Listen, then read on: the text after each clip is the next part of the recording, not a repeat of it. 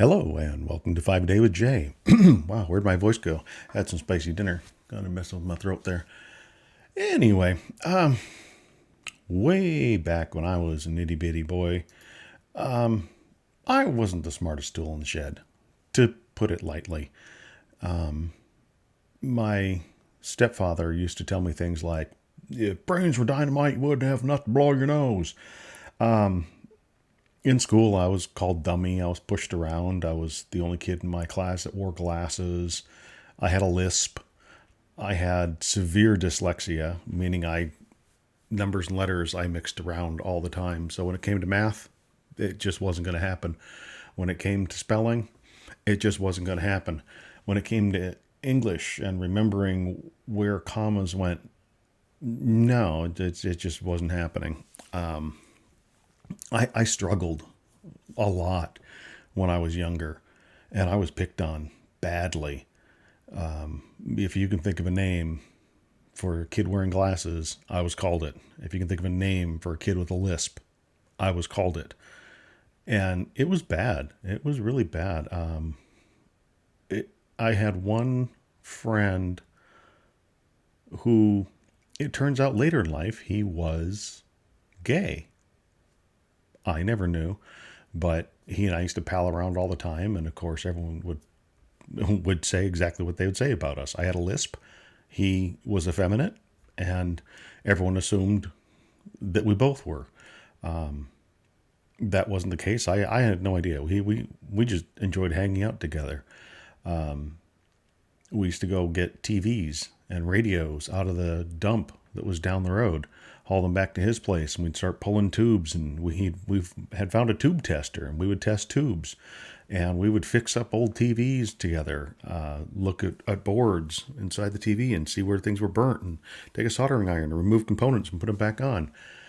This was when I was 9, 10, 11 years old. It might even be a little bit younger, but from that early age, I learned how to fix things. And it was one of my only escapes. At that time, I couldn't read well, so I didn't explore books. If I got a book, it better have pictures in it, or better be a cartoon book, because if it didn't, even if cartoon books, I would just look at the pictures. I wouldn't read the words. I struggled to read. So when it came to fixing things with my friend, that was my only escape growing up. As I said, I grew up in the middle of McGregor.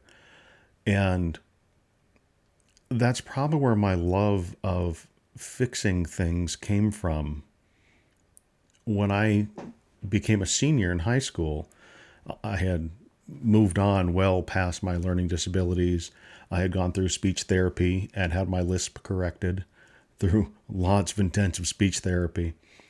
And I learned how to read faster to overcome my dyslexia. Math became easier the more complicated the math was. I know that sounds counterintuitive. When it came to long division, I couldn't do it. When it came to quadratic equations, sign me up. Pythagorean theorem, boom, oh, sign me up. I'm there. Once we started replacing numbers with letters, it just started to make more sense to me. I don't know why.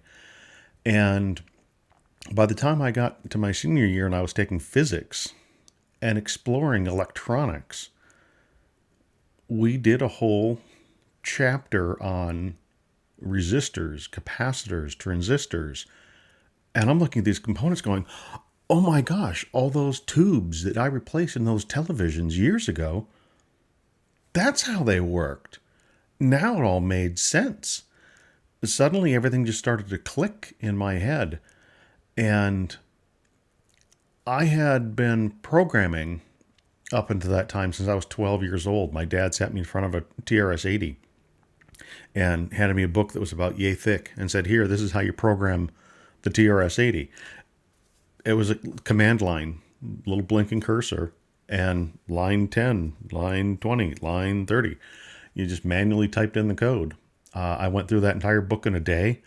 I troubleshot the code that was in there and fixed the code. I made notes. That was my beginning into programming. But when I discovered electronics, I thought, ooh, I want to get into electronics.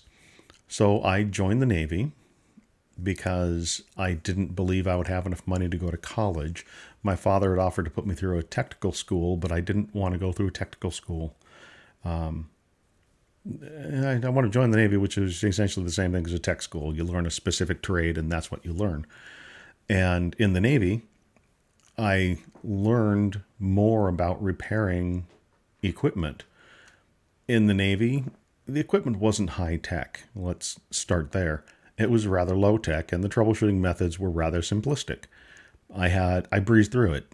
I mean, between learning to program when I was 12 years old to repairing TVs from 8 to probably 13 or 14 years old, it all came really easy to me to flip through these manuals, find the problem, troubleshoot, go back, put my test equipment on there, run the test, boom, found the problem. I was lightning fast because, unlike most of the people in my class, I already had 5 to 10 years of experience dealing with this stuff, and they were coming in completely fresh, never experienced any of this before. I wound up finishing tops of my class, one of the highest finishing averages.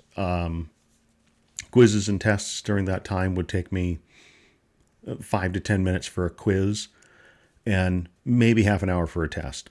And on those days, I would ask the instructor, can I go back to the barracks? Because I knew the rest of the class would be there the rest of the evening. We would not get to the lab. Nothing else would get done. Despite the time limits the instructor would put on it, people would take so long to get things done. Not me. I knew the answer. I was done. Boom. Bip, bap. I was out of there. I'll tell a story about that another time where they actually thought I was cheating. And they found something they weren't expecting. But I will talk about that tomorrow. As for tonight, let me finish off with saying that, hey, get used to this background.